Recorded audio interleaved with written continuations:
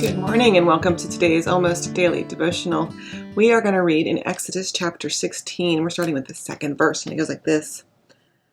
The whole Israelite community complained against Moses and Aaron in the desert. The Israelites said to them, "Oh, how we wish that the Lord had just put us to death while we were still in the land of Egypt. There we could sit by the pots cooking meat and eat our fill of bread. Instead, you brought us out into this desert to starve this whole assembly to death." Then the Lord said to Moses, "I'm going to make bread rain down from the sky for you. The people will go out each day and gather just enough for that day. In this way, I'll test them to see whether or not they follow my instruction." Then Moses said to Aaron, "Say to the whole Israelite community, 'Come near to the Lord because he's heard your complaints.'" As Aaron spoke to the whole Israelite community, they turned to look toward the desert, and just then the glorious presence of the Lord appeared in the cloud. The Lord spoke to Moses, "I've heard the complaints of the Israelites. Tell them, at twilight you will eat meat. In the morning you will have your fill of bread. Then you will know that I am the Lord your God." In the evening a flock of quail flew down and covered the camp, and in the morning there was a layer of dew all around the camp. And when the layer of dew lifted, there on the desert surface were thin flakes, as thin as frost on the ground. When the Israelites saw it, they said, "What is this?" They didn't know what it was. It's interesting, this idea of the wilderness experience. There's a lot of times in life we find ourselves in between places, in between one event and the next, or in between one experience and the next, especially as we think about life events. There are certain life events that occur that just happen to all of us. And we mark those events like birthdays, and if we're married, anniversaries, and if we're not married, different kinds of anniversaries, graduating from high school, getting our driver's license, all these milestone events.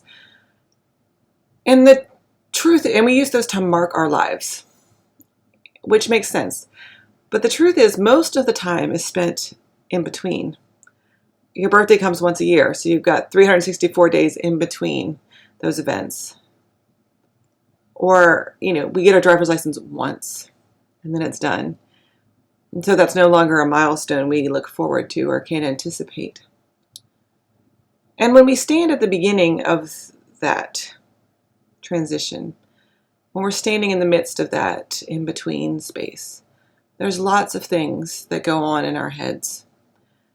And for most of us, I think that provokes a lot of anxiety and promotes a lot of worry or impatience, like let's just get on with it, or sadness because we're expecting this high all the time. We're expecting the milestones to be our life. We get told that all the time, you only live once and maximize every day and carpe diem and all those sayings. And they dismiss the value of the wilderness spaces, of the in-between times, of the preparedness times. We want to leap from one experience to the next, from one milestone to the next.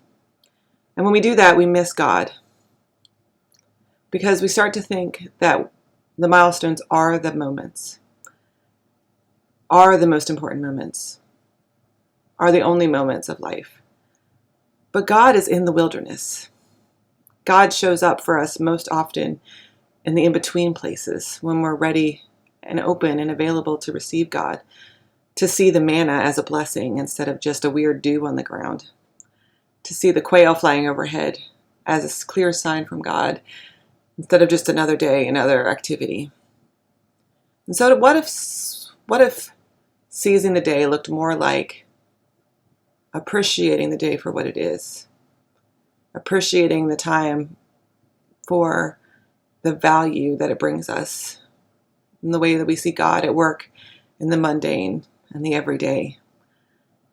What if we seized those moments? What if we valued those moments as much as we value the milestones? How would our life look different? How would we see God differently?